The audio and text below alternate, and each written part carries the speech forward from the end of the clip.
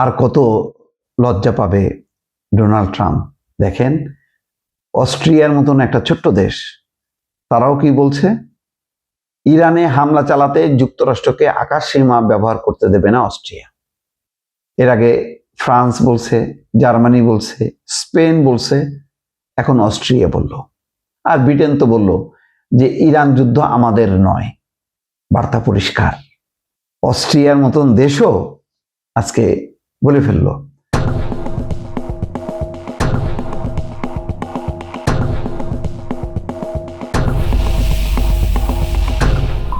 ইরানে হামলা চালাতে যুক্তরাষ্ট্রকে নিজের আকাশসীমা ব্যবহার করতে দেবে না অস্ট্রিয়া। এরই মধ্যে আকাশসীমা ব্যবহার করতে চেয়ে যুক্তরাষ্ট্রের করা অনুরোধ অস্ট্রিয়া প্রত্যাখ্যান করেছে।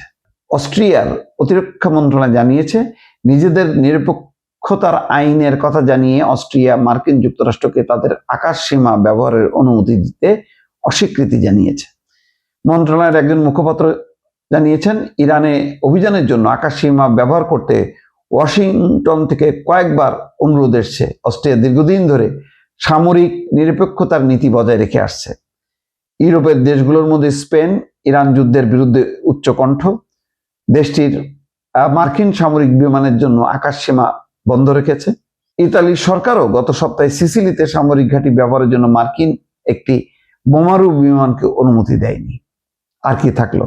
তাহলে মানে এই ইউরোপের প্রতিটা দেশই ছিল একসময় আমেরিকার মিত্র দেশ হিসেবে পরিচিত। তার মধ্যে অনেকগুলো দেশ ন্যাটোর সদস্য। এখন একে একে সবাই কিন্তু সরে যাচ্ছে। কিন্তু ট্রাম্পের তো সেই মানে ভ্রুক্ষেপও নেই, লজ্জাও নেই, ক্ষুব্ধ হচ্ছে কিন্তু কিছু করার নেই। কি পরিণতি অপেক্ষা করছে এটা বোঝা দরকার। আজকে ট্রাম্প ইরান যুদ্ধ অবতীর্ণ হয়ে পুরো বিশ্বকে সংকটে ফেলে দিছে। সেই কারণে ইউরোপের প্রতিটা দেশ, কারণ ইউরোপের প্রতিটা দেশে একটা গণতন্ত্র আছে, তাদের নাগরিকদের কাছে একটা জবাবদিহিতার জায়গা আছে।